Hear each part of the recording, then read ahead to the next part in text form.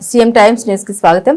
Mining శాఖ అధికారులకు export చేసే ట్రేడర్లకు మధ్య ఇటీవల జరిగిన గొడవ కారణం ఏమిటి? ఏఎంఆర్ సంస్థకు ట్రేడర్లు డబ్బులు ఎందుకు కడుతున్నారు? వారికి డబ్బులు కట్టిన కంటైనర్లను మైనింగ్ అధికారులు, సేల్స్ ట్యాక్స్ అధికారులు కలిసి భారీగా పెనాల్టీ వేస్తున్నారు. ఇందులో తప్పు ఎవరిది అన్నది తెలుసుకోవాలంటే ఇది వినాల్సిందే.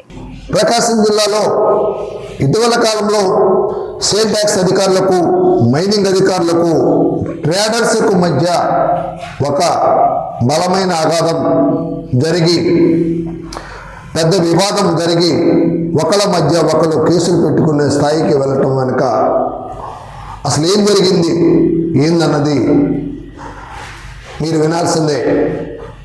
వివరాల్లోకి వెళితే, ప్రపంచ ప్రఖ్యాతిగాంచిన గ్రానైట్ పరిశ్రమ నేడు 1,00,000 కారణాలతో సంక్షోభంలో కొట్టుమిట్టాడుతుంది.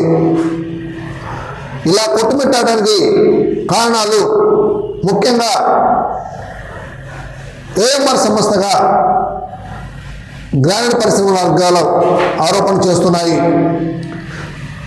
ఏఎంఆర్ సంస్థ రాకతో ఒకప్పుడు ఎంతో ఒక మంచి వాతావరణం ముందుకు సాగిన మైనింగ్, సేల్ ట్యాక్స్, ట్రాన్స్పోర్టర్ల మధ్య ఇప్పుడు ఆర్థిక లావాదేవీల కారణంగానే ఇలా కేసులు బనాయించటం, ఒకరిపై ఒకరు విమర్శలు చేసుకొని, వాదోపాదాలు చేసుకొని, వాగ్వివాదాలు చేసుకొని కేసులు పెట్టుకోవటం, మైనింగ్ అధికారులు కంప్లైంట్ చేయటం, రకరకాల సంఘటనలు ఇటీవల కాలంలో ఒంగోలు జిల్లాలో చోటు చేసుకున్నాయి.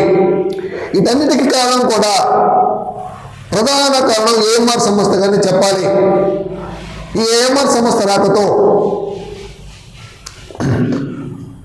సేల్ ట్యాక్స్ అధికారులకు, మైనింగ్ అధికారులకు రాబడి తగ్గిపోయి కొట్టుమిట్టాడుతూ ఉన్నారు. వాస్తవానికి మైనింగ్ నిబంధనలు, ఏఎంఆర్కి ఇచ్చిన జీవో నిబంధనల ప్రకారం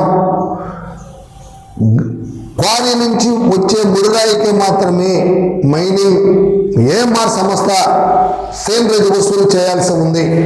కానీ ఏఎంఆర్ సంస్థ వాటితో పాటు కంటైనర్లకు, మట్టికి సేంద్రియ వసూలు చేయటం ప్రారంభించింది. ఈ క్రమంలో పలు పర్యాయాలు అధికారుల దృష్టి, మైనింగ్ అధికారుల దృష్టికి ట్రేడర్స్ కానీ వీళ్ళందరూ తీసుకెళ్ళినా కూడా ప్రయోజనం లేకుండా పోయింది.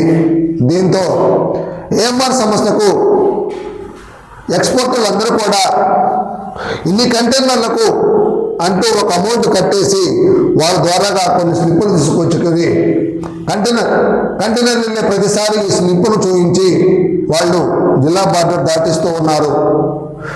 ఈ కారణంగా గ్రానైట్ ఫ్యాక్టరీలో ఉన్న స్లాబ్ బిల్లు పూర్తిగా కొలాప్స్ అయిపోయి గ్రానైట్ సంక్షోభానికి ఒక కారణం కూడా తెలుస్తుంది. అయితే ఈ క్రమంలో ఇటీవల జరిగిన కొన్ని సంఘటనలు మనము చెప్పుకోవచ్చు. ఉదాహరణకు ఏఎంఆర్ సంస్థ ఇటీవల కాలంలో మట్టికి లారీలతో పాటు ట్రాక్టర్లకు, గృహ నిర్మాణానికి తీసుకెళ్లే మట్టికి కూడా పెనాల్టీలు వేయడంతో చేమకుర్తిలో ఒక చిన్నపాటి వివాదమే జరిగి రచ్చరచ్చ అయ్యింది. కానీ వీటన్నిటిని కూడా పట్టించుకొని ఏఎంఆర్ సంస్థ తన పనిని యథేచ్ఛగా సాగించుకుంటూ ముందుకు సాగుతుంది.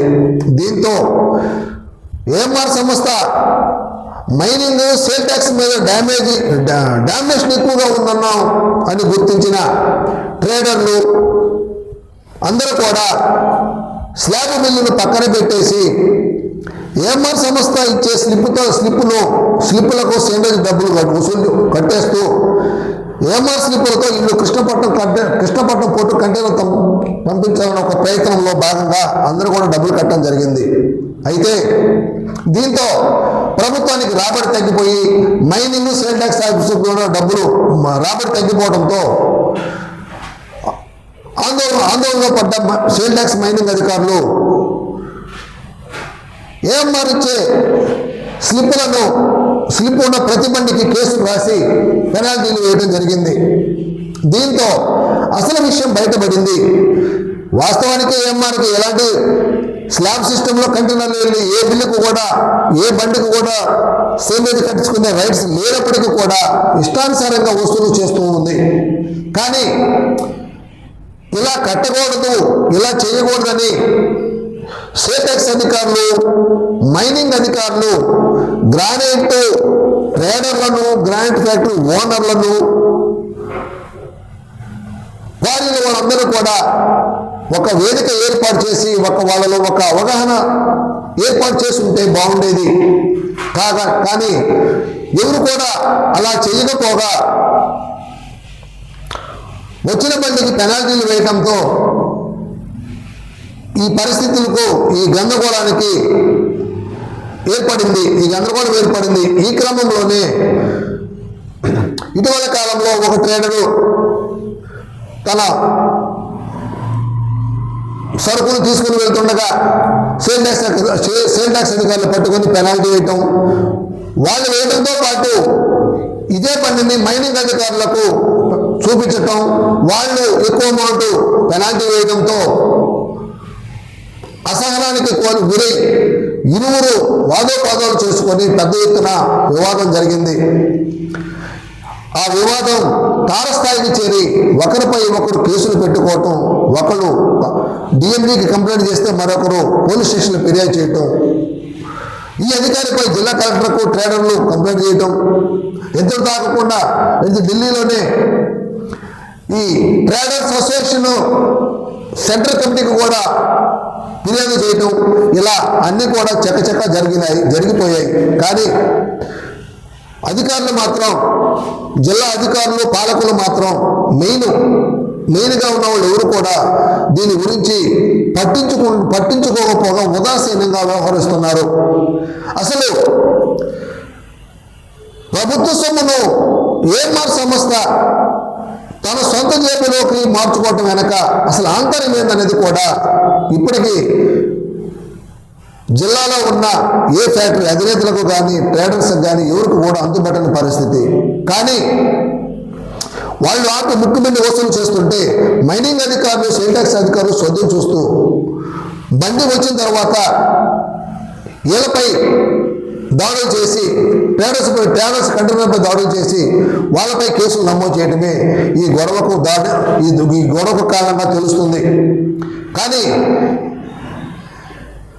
అందరూ గవర్నమెంట్ అధికారులు ఇందుకు కూడా జరుగుతున్న పరిస్థితిని ఒక అవగాహన ఏర్పాటు చేసి, మీరు ఎవరు ఏఎంఆర్ కట్టాల్సిన అవసరం లేదు, ఏఎంఆర్ కట్టినా కానీ మేము కేసులు రాస్తామని చెబితే ఏఎంఆర్ సంస్థకు ఎవరైనా ట్రేడర్లు కానీ గ్రానైట్ ఫ్యాక్టరీలు వాళ్ళు కానీ ఎవరైనా డబ్బులు కట్టరు కదా. అలాంటప్పుడు మైనింగ్ అధికారులు ఎందుకు గమ్ముకుంటున్నారు అన్న చర్చ అయితే నడుస్తూ ఉంది. కానీ ఎవరు కూడా మీద నోరు మెదపడం లేదు. ఏఎంఆర్పై ఎందుకు చర్యలు తీసుకోవట్లేదని ప్రతి ఒక్కరు కూడా ప్రశ్నిస్తూ ఉన్నారు. కానీ ఉదాసీనత ఏమిటన్నది అటు అధికారులకు, ప్రభుత్వ పెద్దలకు తెలియాల్సి ఉన్నప్పటికీ ఏదేమైనా ఈ ప్రభావం గ్రామీణ పరిశ్రమలను తీవ్రంగా నష్టపరిచేదిగా ఉంది. మరి దీనిపై ప్రభుత్వం, పాలకులు, పెద్దలు ఏం చేస్తారు ఏందన్నది తెలియాల్సి ఉన్నప్పటికీ ఈ ట్రేడర్స్కు, మైనింగ్ అధికారులకు, సేల్ ట్యాక్స్ అధికారులకు మధ్య వివాదానికి ఈ ఏఎంఆర్ సంస్థ ప్రధాన కారణం అన్న చర్చ అయితే నడుస్తూ ఉంది.